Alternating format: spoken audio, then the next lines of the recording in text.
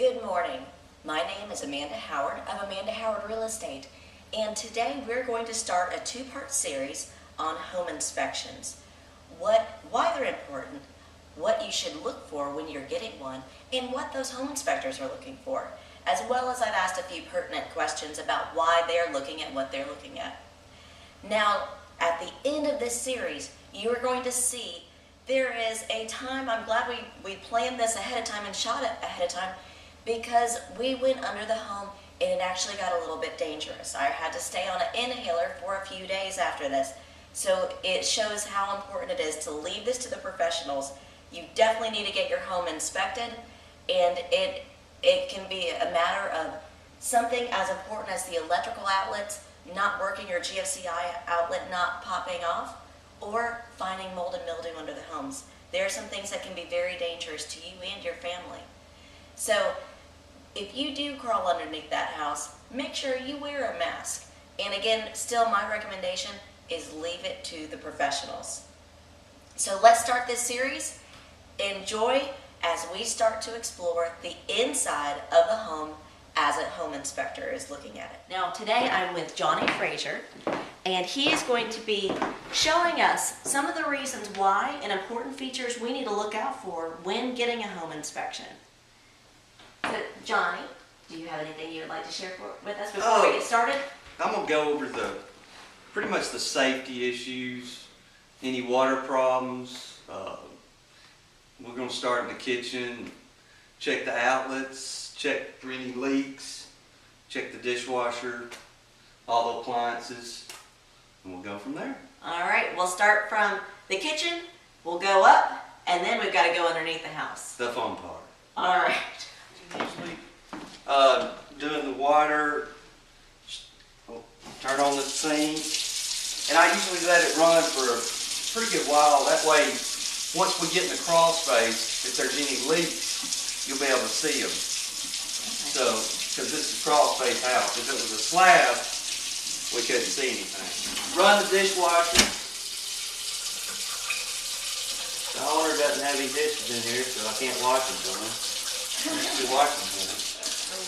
I'll leave the faucet on for a few minutes.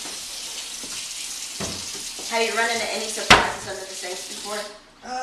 Yes. A lot of leaks, a few rodent droppings. Oh, gross. But this one looks good. Always make sure there's nothing in there. I don't want to cook anybody's stuff.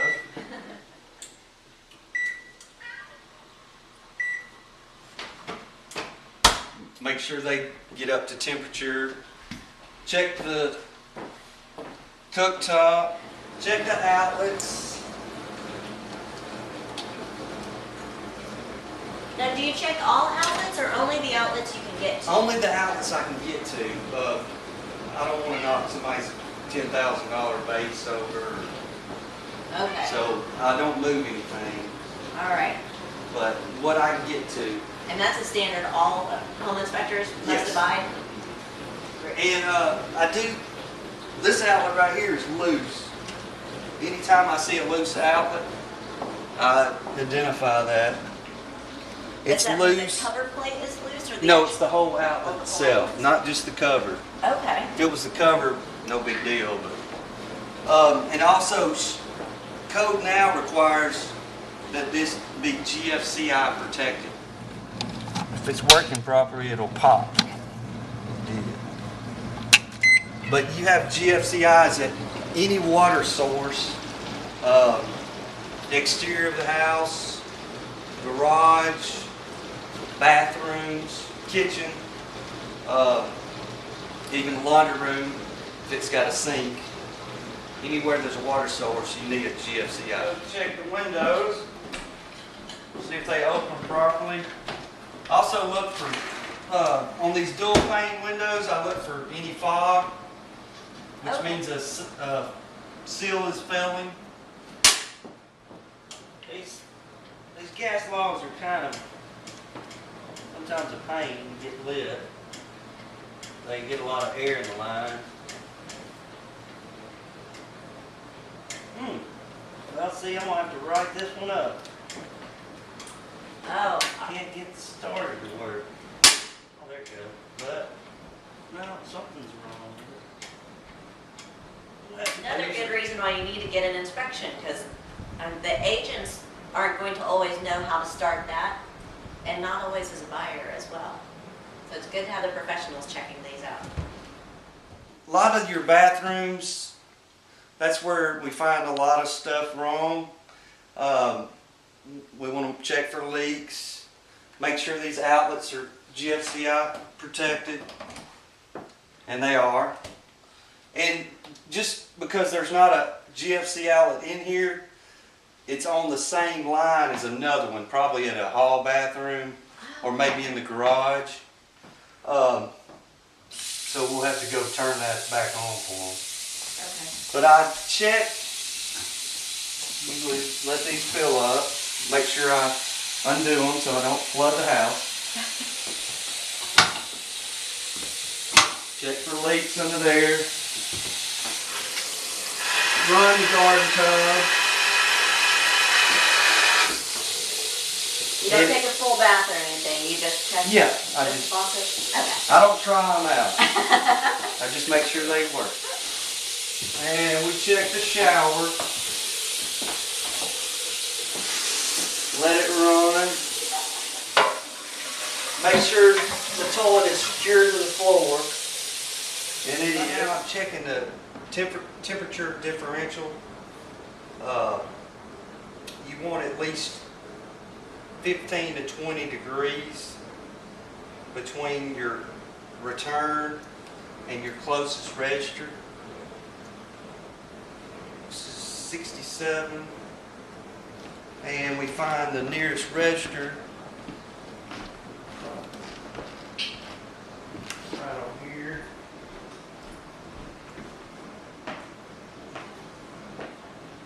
Yeah, it's around about 87, so that's 20 degrees, which is good.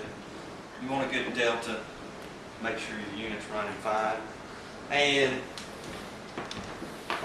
we'll check the air filter to make sure it's clean. A lot of people don't believe in changing these, but this one looks clean. I just walked by this couch and noticed an outlet in the floor, and it's not really good to have. It needs a protective cover over it if you do have them. What happens is your couch leg can squish that or crush it. Squish. We're in the attic now, checking on any leaks. A lot of times around these vent pipes, those rubber boots on the roof will start deteriorating and start leaking. Looks like there's been a leak here before. A lot of people will just put buckets under it and say that'll do the trick, but it doesn't. No, we definitely need that checked out. Yes. Our buyer wants that. Let's see. Make sure there's proper insulation. Usually on, this is fiberglass blown, you need 15 to 18 inches for an R factor of 30. They have their fire alarm. Definitely want to check those. Now code requires smoke alarms in any sleeping rooms as a safety in there. It is a 50-gallon natural gas. Any gas water heaters need to be 18 inches off the ground. It keeps people from putting gas cans around them and the vapor causing a fire explosion.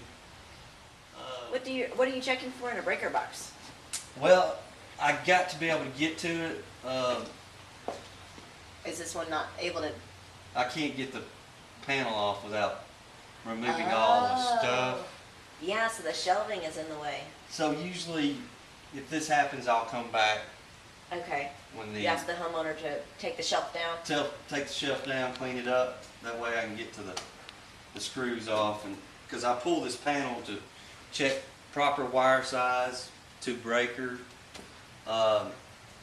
make sure there's no unprotected openings in the breaker box. Okay. This is a newer house, so you don't worry about aluminum wiring, but solid aluminum wiring was used in the late 60s, early 70s. It's a fire hazard. So we'll point that out, but there's no way this has aluminum wiring in it. So now we're off to under the house. We're going under the house. Oh, The it's fun part. rainy and wet, and you want me to go under the house. And I've got the perfect, and I've got Amanda the perfect Yay. outerwear for the crawl space. I'm gonna blend in. No one will see me in my Nobody will heels. see. I'll just lean on back here. Oh, and you need some boots. I don't think you can do. Oh, I can't When do you this crawl in heels? Yeah, my with feet are heels. already getting stuck here in the flannel. Oh, wow. Nice. This is usually where the spiders are and the snakes. Now, do not expect your real estate agents to do this. I'm only doing this for Johnny's video. So this would pass. Oh yeah. Great. We're good to go. Ready to go into the house. As long as there's no animals under there, I'm fine. I got pockets too. And you always want to keep your crawl space doors closed because animals tend to hibernate under there, make homes under there. I've been in several crawl spaces where there were raccoons and possums. You got gloves.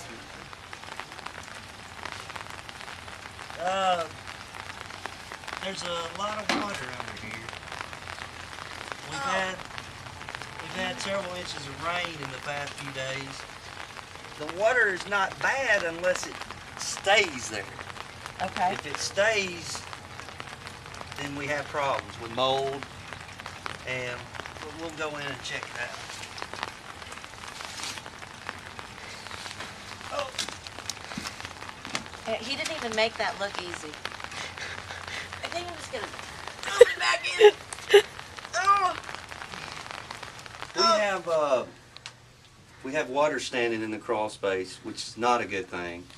We have a broken bulb up here, Okay. and gotta watch that because we're in water right now. Great. Glad I'm in rubberized boots. A lot of times with standing water, you get a wood decaying fungus, Okay. which is a type of mold. This one looks pretty good, but about 95% of the houses I go up under have some form of wood decaying fungus. It can be treated, but this one looks pretty good. All right, Johnny. This is a little scary. I'm glad I don't do your job every day. I like staying on the inside of the houses. This is actually a good crawl space. Some Okay. of them, they're about 18 inches tall, and Oh. in 5 Points area in Huntsville, very small That is crawl true. spaces. All right. This is pretty good. I'm thankful for this house.